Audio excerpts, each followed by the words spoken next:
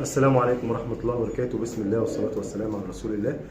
فيديو سريعا كده يا جماعة حابب أوضحه بالنسبة للناس اللي هي بتنتج شقلباظ لسه مبتدئة في الشقلباظ، الناس اللي عايزة تعرف مستوى الشقلباظ في الإنتاج عندها عامل إزاي، الزغاليل المفروض تطلع عاملة إزاي.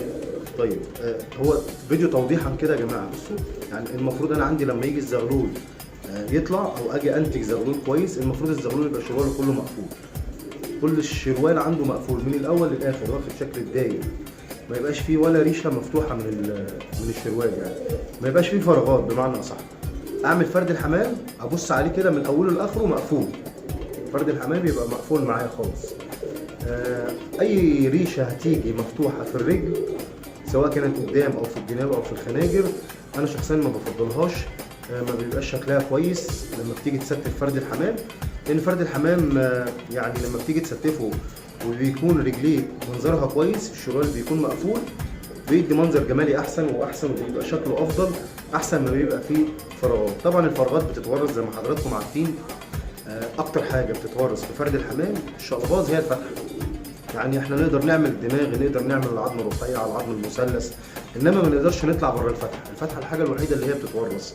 فاتمنى من اي حد بينتج شقلباظ يا جماعه يخلي باله من الحاجات دي، يخلي باله ان فرد الحمام الشقلباظ ما ينفعش رجليه تبقى مفتوحه. مش لازم الفتحه تيجي في الريشه الرابعه، مش لازم الفتحه تيجي من قدام، الفتحه ممكن تيجي من الجناب، ممكن الجناب دي يكون فيها فتحه ما يكونش فيها ريش، تلاقي قدام كويس بس ورا عندك ضعف. لا، المفروض ورا ما يضعفش ولا الجناب دي تضعف، المفروض كله يبقى زي بعض. دي كانت نقطه مهمه جدا حابب اوضحها، ويا رب الكل يستفيد، وخاصه للناس اللي هي لسه يا دوبك بتنتج شقلباظ، يا رب تستفيد من المعلومه ديت.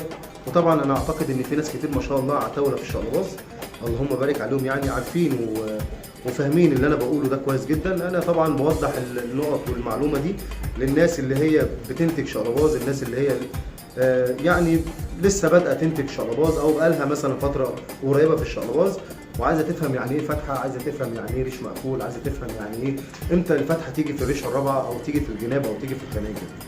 فرد الشقلباظ المفروض يبقى كله متقفل، كله يبقى الشروال جاي مقفول.